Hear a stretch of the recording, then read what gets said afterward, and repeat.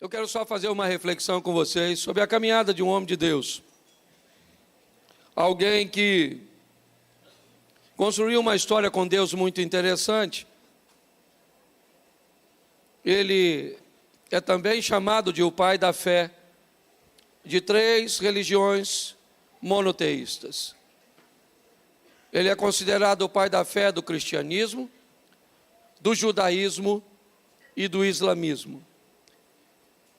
Ele é Abraão. Nós vamos ver que ele não foi Abraão para sempre. Aliás, a história dele nem começa como ele sendo o Abraão. Sua esposa, da mesma forma, me parece que aí a Bíblia quer mandar uma mensagem para os dois. Ela também está inserida na proposta ou no projeto de Deus. E ela também não começa com o nome de Sara. Ela começa com o nome de Sarai. É no percurso que as coisas vão se ajustando, é no caminho que as coisas vão acontecendo. A história deles começa em Gênesis capítulo 11, tá certo? Então, nós vamos aí basicamente do 11 ao 17, olharmos uma parte da história deste homem. Ele é o mesmo homem vivendo fases diferentes. Quando eu era garoto, eu tive um amiguinho que cismou de criar uma lagarta, certo? E ele viveu todos os ciclos da lagarta, certo? A borboletinha foi lá e colocou o ovo. O ovo virou uma lagartinha. A lagarta, então, por sua vez, se abrigou num casulo. E do casulo, ela saiu uma borboleta. Isso acontece com todas as lagartas. Algumas viram borboletas, outras viram mariposas. Mas as duas vivem etapas diferentes de vida. E conseguem fazer coisas ou viver coisas que a outra fase não lhe permitiu. Se você vê uma lagarta rastejando, dificilmente você vai acreditar que um dia ela possa voar. Eu não lembro, eu fiquei tentando lembrar hoje, porque ele deu um nome para a lagarta. Mas eu não consigo lembrar, não consegui lembrar o nome. Mas, se ela estava no ovo, como lagarta, no casulo ou voando, era a mesma coisa. Ela só estava vivendo fases diferentes, etapas diferentes. É muito importante eu e você descobrirmos onde nós estamos. Primeiro, para diferenciarmos de onde estávamos e para pararmos e pensarmos se a nossa história termina onde estamos ou se ainda estamos no percurso. Davi disse isso a Salomão. Apesar de ter vivido tantas experiências, ele diz: eu vou pelo caminho de todo ser humano.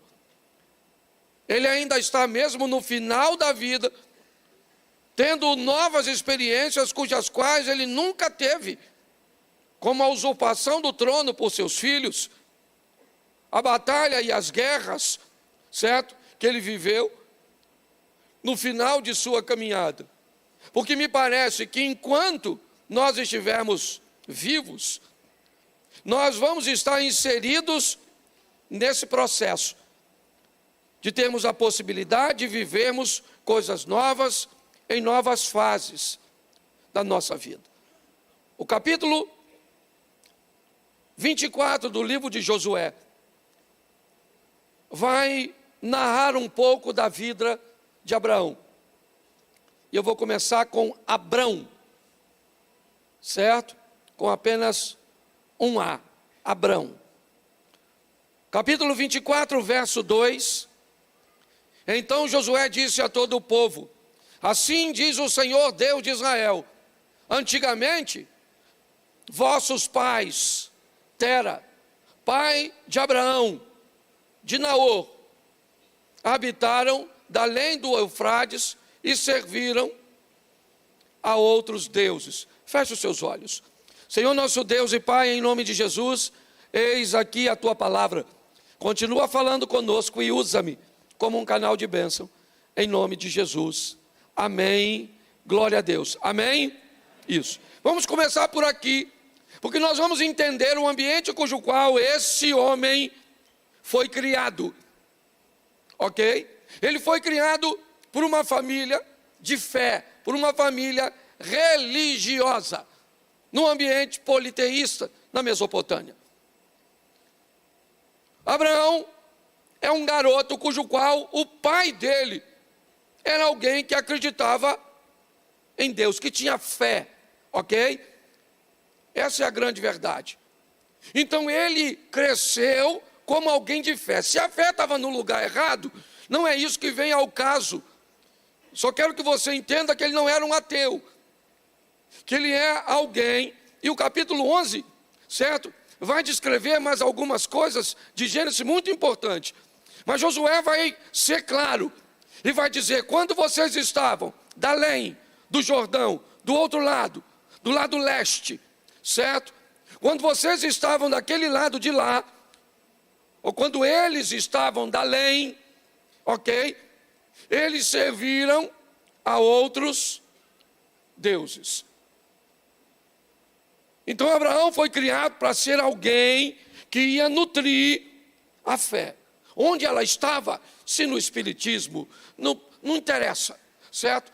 Onde no cristianismo católico, protestante, não é isso que está em questão. A questão é que ele foi criado para ser alguém que acreditava em alguma coisa, num poder sobrenatural. Esse foi Abraão. Quando nós vamos olhar o capítulo 11, a partir do verso 26 de Gênesis, coloca por favor. Viveu Tera 70 anos e gerou a Abrão, a Naor e a Arã. Vamos lá, dá sequência. São estas as gerações de Tera. Tera gerou a Abrão, a Naor, a Arã. Arã gerou a Ló. Vamos embora? Morreu Arã na terra de seu nascimento, em Ur dos Caldeus, estando Tera seu pai ainda vivo.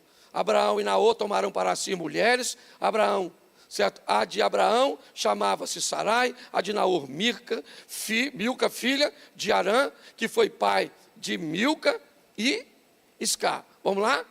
Sarai era estéril e não tinha filhos. Preste atenção que aqui nós temos algumas informações.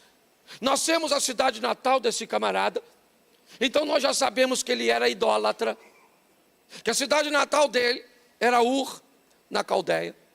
Nós descobrimos que ele tinha 2 irmãos, Naor e Arã. O pai dele era Tera ou Terá, em algumas traduções. Nós sabemos que sua esposa se chamava Sarai. Nós descobrimos as 2 sobrinhas dele. Nós descobrimos o sobrinho, a cunhada, ok? Nós temos muitas informações em torno desse indivíduo. Pastor, o que você quer dizer com isso? Que ele é uma pessoa comum, igual a mim e a você. A Bíblia faz questão de dizer, certo, todas essas informações a respeito dele, para torná-lo o mais próximo de nós possível. Alguém que tem irmão, que tem cunhado, que tem pai, certo? Alguém que vive de uma forma bem comum, ok? Até o presente momento. Talvez ele seja diferenciado de algumas pessoas, porque ele é alguém, como pelo menos como eu e você, alguém que tem fé. Já que ele vai ser o pai da fé, nada mais, né? Assim, natural do que Deus escolhesse já alguém que acreditava, certo? Numa força superior. Então, esse é o Abraão, tá certo? É a partir deste homem que Deus vai fazer algumas coisas, certo? E transformá-lo, ou seja, esse é o Abrão, ele é casado com Sarai. Quando esse cara vai virar Abraão e quando essa mulher vai virar Sara? É isso que eu quero ver com você. Porque ele nem sempre foi Abraão. Ela nem sempre foi Sara. Me parece, quando nós vemos o nome Abrão, ele dá a conotação de pai exaltado, de pai excelente. Quando você vê o nome Sarai, vai dar a conotação de princesa. E eu poderia até muito bem dizer que provavelmente ela deveria ser uma menina muito linda, porque ela se tornou uma mulher lindíssima. E eles tinham muita tradição de colocar o nome nas crianças relacionado com o momento, a situação. Mas também o nome dela significava senhora. Então, seja princesa ou senhora, o nome dela é muito singular, tem muito a ver com ela. O nome Abraão, pai exaltado, pai excelente, ele é muito pequeno, ele é muito individual, ele é muito egoísta, certo? O nome dele dá a ele uma conotação que diz respeito apenas a ele mesmo. Ou seja, se Deus tem para ele, vai fazer com ele e com ela algo que é muito maior que os dois, o próximo nome deles não tem a ver mais com eles. As decisões cujas quais eles vão precisar tomar são difíceis, dolorosas. Eles vão acertar em alguns momentos, errar em outros momentos, certo? Mas você vai notar que eles estão caminhando. Abrão e Sarai é só uma fase que vai ficar no tempo, certo? Por quê? Porque na segunda fase da vida deles, o Abrão não cabe mais. Na segunda fase da vida dele, a Sarai, ela não vai ter mais espaço, porque as fases vão embora. É assim que funciona. Às vezes, eu estou falando em lugares e as crianças estão correndo no corredor. Crianças, brincando, correndo para lá e para cá. Mas eu nunca fui num evento meu que tinha um adolescente correndo para lá e para cá durante a fala. Eu nunca fui num evento que tinha um jovem brincando, correndo, sentado no chão, enquanto eu estou falando. Sabe por quê? Porque a fase que cabe isso é só uma fase primária. Assim que as pessoas vão para a próxima fase, esse tipo de comportamento já não cabe mais. Quando alguém crescido tem um comportamento infantil, certo? Ainda está correndo ou tendo alguma atividade, é só você observar mais de perto que há nessa pessoa uma deficiência que a impediu de ir para uma próxima fase de maturidade. Com Deus é a mesma coisa. Não interessa quantos anos as pessoas tenham na igreja. Não interessa o que essa pessoa sabe a respeito de Deus, de Bíblia. Não interessa. Quando você olha para a vida dessa pessoa, você descobre, consegue ver nitidamente que nível de maturidade essa pessoa tem, certo? Por que tanta inquietação? Por que tanta dificuldade?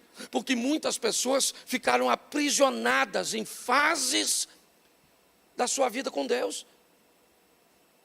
Uma vida que vai requerer movimento, uma vida que vai requerer ação, atitude, sabe? Uma vida dinâmica. É assim que funciona. Ação, paixão, certo? Relacionamento, perigo, aventura. Essa é a conotação da vida, sabe? Uma aventura para viver, certo? Uma paixão para obter. É sempre assim, é uma vida de movimento. Então nós vamos olhar para a vida deste casal e vamos ver algumas coisas importantíssimas. Primeira coisa, eu quero que você preste atenção em mim.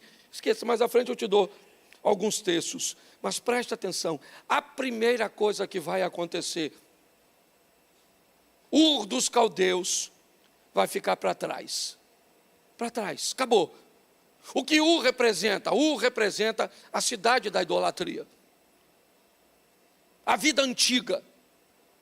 Se eu pretendo viver algo extraordinário, eu preciso entender que muitas coisas vão ser passado, vão ser importantes, significativas, coisas cujas quais nós vamos nos sentir honrados, felizes, coisas que nós gostaríamos que as pessoas soubessem a nosso respeito. Se nos derem a oportunidade de subir num altar como esse e citarmos, vamos contar histórias de nosso passado. Que tipo de histórias? Aquelas que nós nos sentimos honrados, felizes e que sabemos que as pessoas vão pensar coisas boas a nosso respeito. Mas não é só isso. No meu e no seu passado também tem coisas ruins, tem coisas desagradáveis, coisas que não só eu nunca falaria a respeito de mim mesmo, como eu detestaria que alguém subisse aqui e falasse. Seja boa ou seja ruim, elas são passado. E Ur dos Caldeus é passado. Um passado que ficou registrado, ficou tão registrado que Josué, ele citou ele no capítulo 24. Mas foi o passado. Lembra quando estava Dalém, lembra? Quando Tera, quando Abraão, lembra dessa história? Que Abraão? Como é que é essa história? O Josué nunca encontrou com Abraão. Os dois não são contemporâneos. Os dois nunca estiveram juntos, lembra? O Josué é um indivíduo que vem depois do Moisés. O Moisés é alguém que vem depois do José. O José é alguém que vem depois do Jacó. O Jacó é alguém que vem depois do Isaac. O Isaac é alguém que vem depois do Abraão. Note que as histórias ainda vão estar, mas como passado, como algo que aconteceu, como algo que eu fiz, como um acerto ou como um erro do passado. Mas ele precisa ficar para trás. Pare de carregar essas coisas do passado com você. Quem carrega passado demais acaba não tendo futuro. A vida vai dar movimento para esse cara. Mas ele vai para Harã com seu pai. Bom, vamos lá. Tera, Abraão, Naor e Harã. Harã tem um filho Ló e morre em Ur. Então Tera agora só tem 2 filhos. O Naor fica. O Abrão vai com Sarai para Harã. E lá em Harã é o local da morte do pai. O Tera morreu em Harã. Ele queria ir para Canaã. Essa era a proposta. Eu não sei se você... assim, é muito complicado. Vamos imaginar aqui, só para você entender, sabe? Vamos lá. Ele mora aqui em Ur, na Mesopotâmia. Cá embaixo. Tá certo? Então ele vai para Harã. Lá em cima. Tá certo? E lá o Tera morre. Então a história dele acabou. Ok? O que ele fez está feito e o que não fez não vai fazer mais. E Abraão está onde agora? Ele está em Harã. Mas ele não vai ficar lá. A vida dele tem movimento. Ele vai sair no lugar onde perdeu, de onde perdeu uma das suas maiores referências, seu pai. Uma das coisas que mais cria traumas. Olha só. Mas ele é alguém que não pode ser paralisado, a vida dele está em movimento. E ele vai. Ele vai receber um chamado no capítulo 12, que vai percorrer a vida dele inteira. É até estranho você olhar a conduta desse cara, porque ele está sempre em movimento. Entre perdas, vitórias, alegrias, tristezas, nascimentos, mortes, ele está vivendo tudo isso e pronto. É sempre bom? Não. É sempre ruim? Não. Mas é a vida. Eu tenho buscado sempre, não apenas viver. Ontem eu aprendi uma lição, uma das mais difíceis da minha vida. Certo? Sabe aquele dia que você olha e diz, cara, eu vou virar as costas e vou embora. E dane-se, dane-se. E aí eu falei com um cara que estava comigo, irmão, hoje eu recebo uma das maiores aulas da minha vida. E só Deus sabe como é que eu vou terminar isso aqui. E ele, logicamente, queria me acalmar. Mas eu recebi uma das lições fortíssimas. Por quê? Porque a vida vai te ensinar todos os dias onde? No seu casamento, com seus filhos, com seus pais, no trânsito, na igreja, nos negócios, em qualquer ambiente. Me parece que a vida está repleta de professores querendo te ensinar a ser paciente, educado, controlado. É assim que funciona. E se você não sobreviver a isso, não vai viver no Evangelho.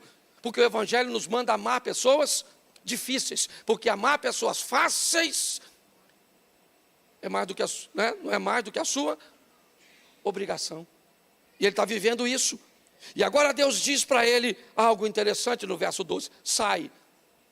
Sai da tua terra e da tua parentela. Vamos embora, Abraão. Vamos embora. Estava indo para onde? Estava indo para Canaã. Então tá bom. Vamos tentar pelo menos chegar até lá. Seu pai saiu de Ur, parou em Harã, morreu em Harã, pega você, sua esposa, e vamos embora. Certo? Esteja disposto, apesar de perdas, apesar de dificuldades, a prosseguir, a continuar caminhando. Tá certo? Cuidado quando alguém subir no altar e disser para você prosseguir. Ou disser para você desistir. Tenha maturidade. Eu não sei o que você está vivendo hoje, mas eu já vi muita gente sair de casa para vir para a igreja só esperando receber uma palavra para desistir. Aí qualquer palavra que alguém fala para desistir, você diz, é para mim mesmo. Vou abandonar aquele emprego, vou mudar daquela casa, vou fazer aquilo tudo. Então, quando você vem predisposto a ouvir algo, qualquer coisa que alguém fala aqui, corre o risco de você adaptar aí. Então, cuidado. Porque aí você resolve desistir, faz uma bagunça na sua vida e vem atrás da gente. Pastor, eu estava na igreja, Deus falou comigo que era para eu largar ele. E eu larguei e minha vida acabou. Eu disse, não acabou, porque se Deus mandou, foi Deus. Não foi Deus, foi o que você queria ouvir. Então você tem que ser maduro. Entende? Sabe aquela história do garoto que ele estava querendo arrumar uma namorada e ele estava muito doidinho para arrumar uma namorada. Aí provocaram a oração do impossível na igreja. E aí ele já estava meio turbinado. Ele começou, agora você vai orar pelo seu pedido. Ele falou, Senhor, eu preciso de uma mulher, de uma namorada. E ele estava assim, ele não notou que ele estava orando alto demais. E eu creio, Senhor, que hoje o milagre vai acontecer. Aí uma irmã, que também estava na mesma situação, achou que ela era o alvo da oração do menino. Que era um menino bem aparentado, bonitinho. E ela falou, eu vou nessa, que eu também estou. Quem sabe eu não sou a resposta de oração desse moço. Só que ela estava bagunçadinha. Você está entendendo? E ninguém quer nada ruim para si, não é? Ela olhou o menino bonitão, lourinho, dos olhos azul, bem corpado, e ela assim, lascadinha. Ela falou, Deus é Deus de milagre, fazer coisas esquisitas. E ela falou, e ele começou, Senhor, a hora que eu abri os olhos, eu tenho certeza que o Senhor vai agir. Ela falou, é eu mesmo, agora que eu estou lá. Saiu do lugar dela, pediu licença, foi lá, Abner parou na frente, o garoto de olho fechado. E aí ele falou, Senhor, eu te agradeço por tudo, porque sei que o milagre o Senhor já fez. E abriu os olhos. E quando ele abriu, lá estava diante dele a moça. Ele foi e fechou os olhos e disse, Senhor, eu não estou brincando não, eu estou falando é sério com a situação. Ou seja, às vezes as pessoas, elas só escutam o que querem escutar. E a vida fica cada vez mais difícil para esse tipo de pessoa. Então eu tenho que aprender a prosseguir, sim. Agora, aprenda a discernir o que é valentia e tolice, porque elas parecem ser a mesma coisa, mas não são. Abraão, certo? Ele continua prosseguindo. Sabe aonde ele chega? Em Canaã. Você sabia que ele chegou em Canaã? Ele chegou. Que beleza. Quando eu imaginei que aquele povo andou 40 anos para chegar em Canaã, e o Abraão chegou com tanta facilidade, eu falei, agora fechou a conta. O Abraão finalmente chegou em Canaã. Não parece que acabou? Pois é, mas aí a Bíblia, depois você vai ler, que eu não sou obrigado a ler tudo, que escuta é pequeno. Teve uma fome em Canaã. E Abraão agora tem que ir para o Egito.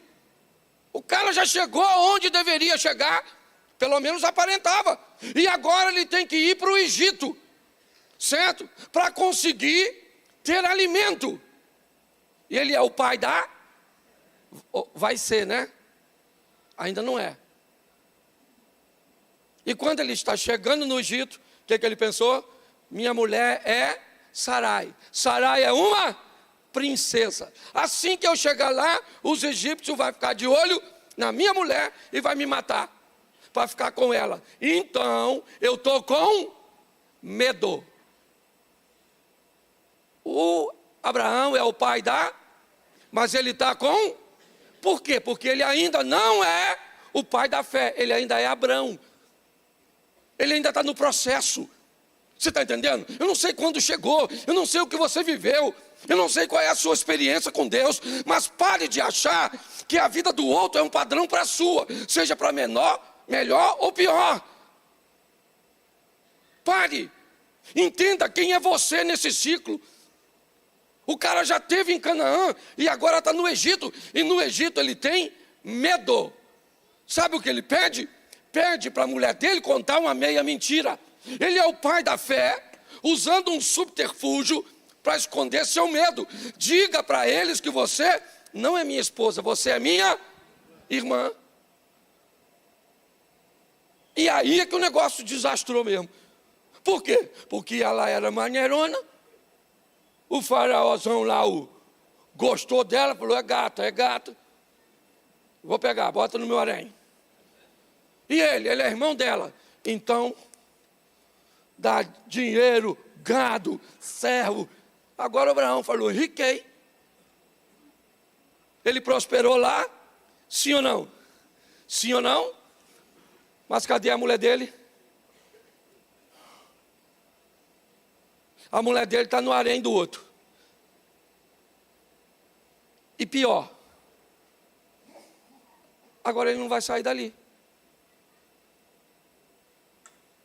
Ele não vai sair dali por quê? Porque primeiro ele tem um crescimento econômico, uma ascensão. Segundo, ele não vai embora e deixar a mulher para trás. A vida desse cara parou. Ele ganhou dinheiro? Sim. Ele enriqueceu? Sim. Ele ganhou prestígio? Sim. Mas a vida dele parou. Acabou. Está ele lá no Egito, com medo. E aí o capítulo seguinte vai dizer que o faraó coloca Abraão para fora. O faraó descobre, por causa de uma doença, certo? Que chegou na sua casa. E ele acabou descobrindo que Sarai, a mulher de Abraão, então Abraão torna uma pessoa não grata no Egito. E ele é convidado a se retirar como alguém é extraditado. Os homens vão acompanhar Abraão até a fronteira. E agora ele vai embora. É expulso do Egito. Ele só não morre porque Deus tem misericórdia dele. E lá vai ele embora. Para onde ele vai? Capítulo 13. Você pode colocar o verso 4 do 13 para mim? Porque essa é uma informação importante. Até o lugar do altar que outrora ele tinha feito. E aí Abraão invocou o nome do Senhor. Preste atenção. Agora Abraão está saindo do Egito, voltando para Canaã. E na volta para Canaã, que percurso ele usa? O mesmo que tinha usado anteriormente. Abraão é alguém que nos mostra que vai optar por segurança. É o cara da fé, mas gosta de coisas seguras. Entendeu? Ele está construindo uma história com Deus, uma história de movimento, certo?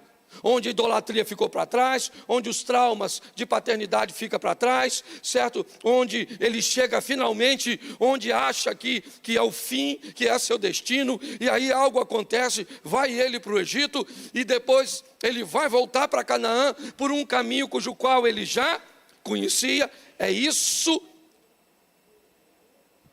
que ele está vivendo. Mas o capítulo 13, verso 14, esse culto é muito pequenininho, eu vou tentar passar o máximo que eu conseguir. 13, 14, por favor. Disse o Senhor a Abraão, depois que Ló se separou dele. Disse o Senhor a Abraão, depois que...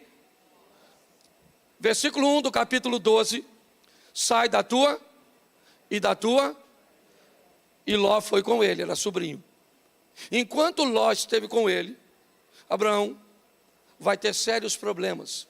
Mas o dia que Ló se separou dele, o Senhor disse, ergue os olhos e olha desde onde está para o norte, para o sul, para o oriente e para o ocidente. Pode olhar para os quatro lados, olha para frente, para trás, para a direita e para a esquerda. Preste atenção, onde os teus olhos colocarem a visão, eu vou lhe dar por herança. Pastor, o que é isso? Isso é a vida dizendo que em algum momento pessoas vão ser removidas do convívio com você. Abraão tinha algum problema com Ló? Não. Os dois eram inimigos? Não. Mas eles podiam andar juntos porque não tinham o propósito por Deus de andar juntos. Qual é o grande problema? Às vezes sua vida não anda porque pessoas que deveriam ter saído dela não é porque são suas inimigas. É porque não deveriam estar com você. O dia que Abraão vê Ló embora, Deus aparece para ele e fala com ele. Levanta os teus olhos agora. Capítulo 13, verso 17. Vamos lá. Depois você pode ler em casa. Levanta-te, preste atenção, sai da tua terra, levanta-te, olha o que Deus está dizendo, levanta-te e percorre essa terra no seu comprimento e na sua largura, porque eu te darei. Vai, cara, fazer o reconhecimento, vai ver tudo o que eu te dei, vai observar. A vida desse cara é sempre uma movimentação. Pare de querer uma vida inativa. Pare de achar que as coisas vão acontecer do nada. O cara está sendo preparado por Deus. Deus diz para ele, levanta, cara, percorre, faz o reconhecimento, vai lá, observa tudo. Ele olha tudinho. Mas o capítulo 15, o verso 2, ele vai ter uma conversa bem séria com Deus. Coloca aí, por favor. Respondeu Abrão, Senhor Deus, que me haverás de dar, se eu continuo sem filho, e o herdeiro da minha casa é o Damasceno Eliezer? Bom, capítulo 12, farei de ti uma grande, beleza, mas a minha mulher não tem filho. Então está certo, uma grande nação como? Ele está rico, ele está próspero, ele é bem casado, ele anda com Deus, mas ele falou com Deus, ó, eu estou com um problema, Senhor Deus, não adianta o Senhor me dar mais nada, não faz sentido o Senhor me dar mais, eu não tenho para quem, deixar, não tem para quem deixar. Capítulo 16, verso 3. 16, 3. Essa é uma mulher sensacional. Não podia ser ninguém menor do que a grandeza de uma mulher como Sarai. ela sabe que Abraão não pode ter filho por causa dela. E por mais doloroso que seja, ela vai dizer a Abraão: pega a egípcia e se deita com ela. Por quê?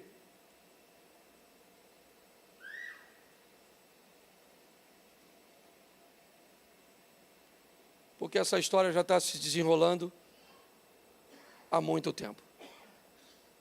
São 10 anos que eu estou escutando que eu vou virar engenheiro, são 10 anos que eu escuto que eu vou ter ministério, são 10 anos que eu ando escutando que o filho vai converter, o marido vai fazer isso, que a empresa vai rodar. São 10 anos, são 10 anos, são 10 anos. É muito tempo, Abraão. Então faz o seguinte, Abraão: pega a egípcia e se deita com ela. Vamos resolver essa situação. Vamos acabar logo com isso. Olha só. Está pesado para ele, está muito mais pesado para a mulher desse cara. Você pensa que é fácil para ela dizer isso? Não.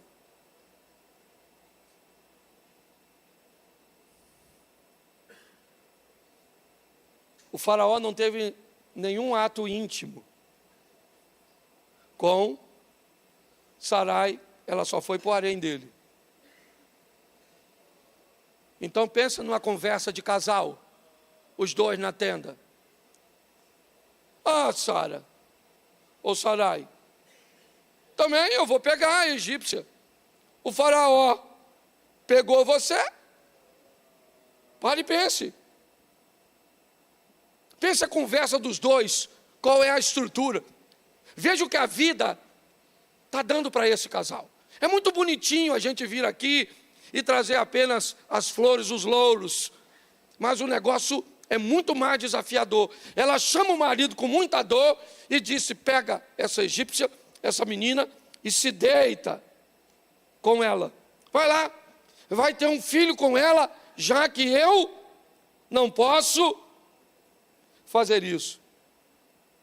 E se ele fosse o Abraão, o que ele diria? O que ele diria se ele fosse o Abraão? Não vou. Eu não vou, por quê? Porque Deus me prometeu um filho, mas ele é quem? Ele é o Abraão. E como Abraão, ele ainda não é o Abraão, ok? Porque talvez hoje você olhe para alguém e veja que ele consegue resistir coisas que você ainda não pode. Eu não vou falar nome, já falei uma vez, hoje dá problema. Eu vou passar um pouquinho, tá bom? O pessoal estiver aí fora, vou precisar de 10 minutos. Uma vez eu fui convidado para pregar na Europa. Ia ter uma conferência e eu fui. Havia outros preletores, também do Brasil. E um dos preletores que foi convidado, ele recebeu, de quem o convidou, uma passagem de primeira classe. E eu fui de classe econômica. Um dos preletores foi recebido num carro e para uma comitiva extraordinária. E aí, quem me recepcionou era numa linha bem inferior da outra pessoa. O hotel que essa pessoa ficou era um hotel 5 estrelas. E eu fui colocado num hotel normal. O restaurante que essa pessoa comeu foi num restaurante. E eu também comi num restaurantezinho. O turismo que foi feito com essa pessoa foi um turismo extraordinário. O meu foi um turismozinho. A oferta que deram a essa pessoa foi uma oferta significativa. Para mim me deram uma ofertinha. O que isso significava? Na hora eu achei que alguém estava me desprestigiando, que alguém não estava me honrando. E depois eu descobri que eu não era aquela pessoa, que aquela pessoa tinha uma estrada cuja qual eu não havia percorrido, que ela estava numa posição bem diferente de mim, e que eu não conseguia enxergar, porque eu era um menino, que não sabia entender tempo, não sabia entender quase nada. O tempo passou,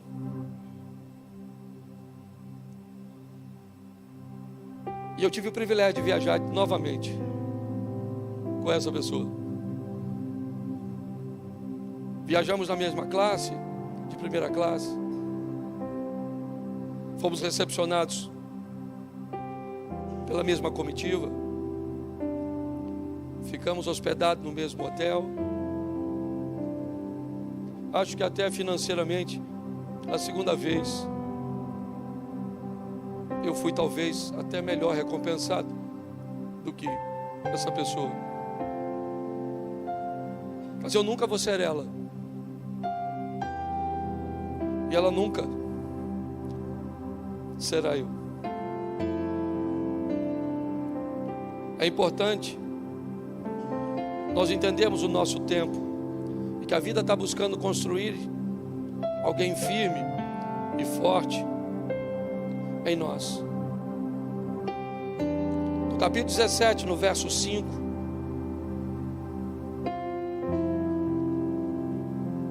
Abrão,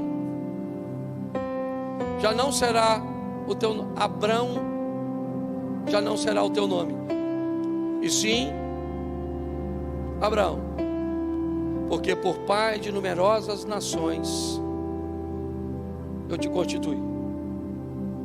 É como se Deus dissesse para ele: Abraão, você precisou passar por tudo isso, só para você entender que a sua vida não tem a ver só com você. Sua vida não tem só a ver com você, tem a ver com o que você faz para outras pessoas. Na quarta-feira de manhã, o que você faz para casais, como você abençoa pessoas, como você usa a sua posição para abençoar pessoas.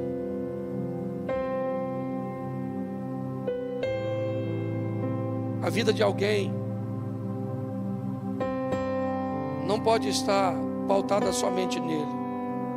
Agora ele não é mais o Abrão, agora ele é o Abraão. Agora ele leva o filho para o Moriá e diz para o pessoal: como é que vai ser? Ele diz: como é que vai ser? Eu vou te explicar. Eu vou subir com esse garoto, nós vamos adorar ao Senhor, e eu e esse garoto vamos descer de lá, porque esse é o Abraão. O Abraão não levaria o menino, ele não levaria o garoto, não. Ele teve medo dos egípcios, mas ele não era mais, porque não cabia mais. Há quanto tempo você está servindo a Deus? Por quantas igrejas você passou? Quantas vezes você leu a Bíblia?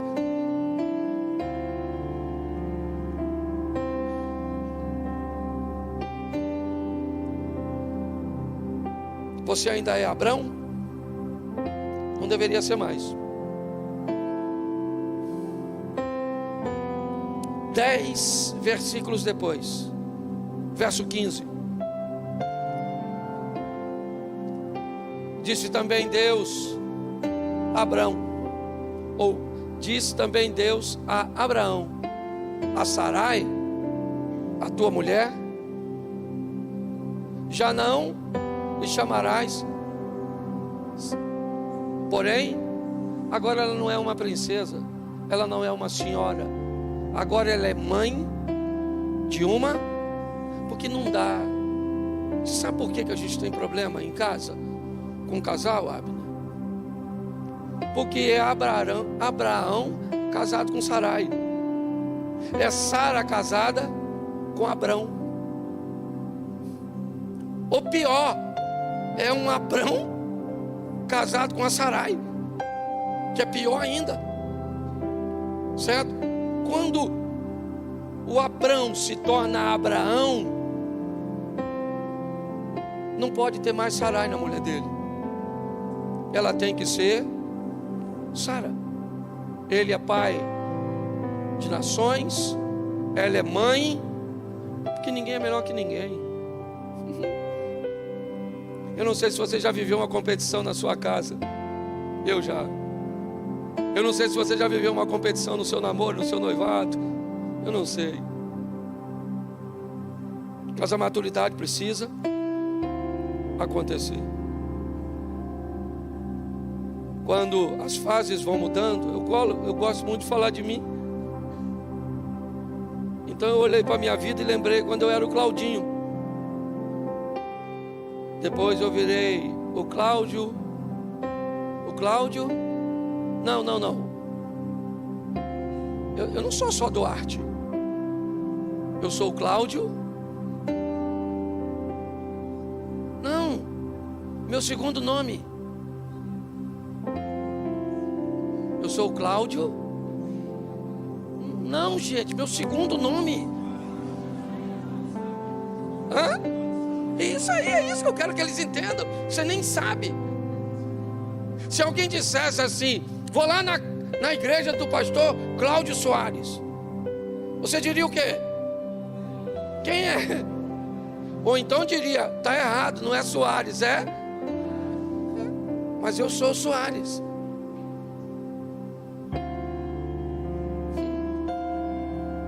Hoje eu sou o Cláudio Duarte. Eu já fui pedreiro. Pedreiro e bom, hein? E bom, diga-se de passagem. Sei o que é esquadro, prumo, nível.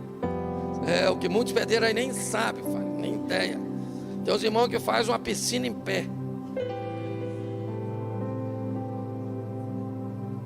Eu já fui casado sem filho, casado com filho,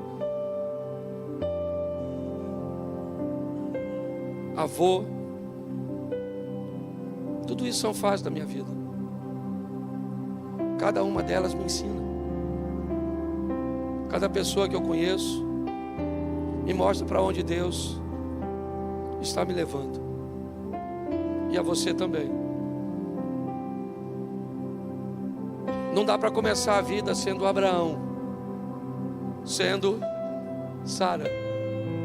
Comece com Sarai mesmo. Comece com Abraão mesmo, entendeu? Meio atrapalhado muitas vezes, certo? Meio desajeitada muitas vezes, mas prossiga, buscando a maturidade, porque há um caminho a ser percorrido, e que Deus possa te acompanhar. Por que é tão difícil mudar? Porque muitas vezes estabelecer um novo padrão de ações, de pensamentos, é tão difícil. A maioria de nós sabemos o que é certo, mas temos grandes dificuldades de fazer o que é certo. Às vezes não simplesmente no que diz respeito ao pecado, mas o que diz respeito a decisões assertivas, que podem levar a nossa situação econômica para uma nova esfera ou para um outro nível, que possa levar o nosso relacionamento com Deus numa outra esfera, no que diz respeito ao relacionamento espiritual, que possa levar o nosso casamento, né, ou a criação de nossos filhos, ou o estabelecimento de nossa credibilidade. Todos nós gostaríamos de mudar, e por que queremos tanto algo que muitas vezes não conseguimos? Talvez porque temos um pouco de dificuldade de entender que o nosso cérebro, programado para gastar sempre menos energia, sempre poupar, né, muito mais para que o corpo se mantenha firme, ele procure repetir comportamentos, ele procure sempre o conforto de fazer coisas cujas quais se precisa gastar menos energia. Daí todas as vezes que desejamos mudar, inevitavelmente vamos ter que sair do conforto, de repetir comportamentos para o conflito, de mudar de decisões. Algumas pessoas até conseguem êxito num curto prazo de tempo, começa a ler a Bíblia e consegue ler alguns capítulos ou alguns livros, mas é só depois, só passar um tempinho e já não consegue ler mais. Elas se matriculam numa academia e no começo elas conseguem desenvolver, certo? Mas depois elas param, elas começam a estudar, elas começam a praticar decisões, mais assertivas no que diz respeito aos seus relacionamentos, mas não conseguem ir muito longe. Isso, se não tivermos a habilidade para avaliar, nós vamos dizer que essa pessoa é uma pessoa sem disciplina, vamos chamar talvez até de procrastinação, aquilo que não é, e uma série de outras coisas. Eu tenho aprendido que pessoas normalmente mudam em 4 ambientes, são os mais fortes de mudança. O primeiro ambiente onde as pessoas costumam mudar é o ambiente da dor. O ambiente onde as pessoas se machucam. Quando pessoas se machucam muito numa situação, essas feridas, essa dor, essas lembranças, buscam fazer com que pessoas mudem.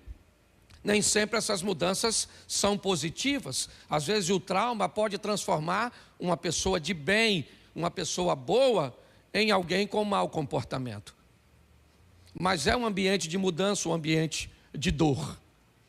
Algumas pessoas, ou outro ambiente que é muito comum das pessoas mudarem também, são os ambientes de inspiração. Aquele ambiente onde você vai e alguém conta uma história, que venceu um câncer, que conseguiu ultrapassar uma dificuldade, que conseguiu, que uma porta fosse aberta depois da falência financeira. E nesse ambiente de inspiração, pessoas então inspiradas pelo exemplo do outro, também mudam. Isso é muito comum, através dos testemunhos. Pouquíssimas vezes você vai ver Jesus chamando Deus de Deus. Todas as vezes, ou a maior parte, ele usa a sua identidade. Pai, bem sei que sempre me ouves. Quando vai ressuscitar Lázaro. Oração, como é que ela é?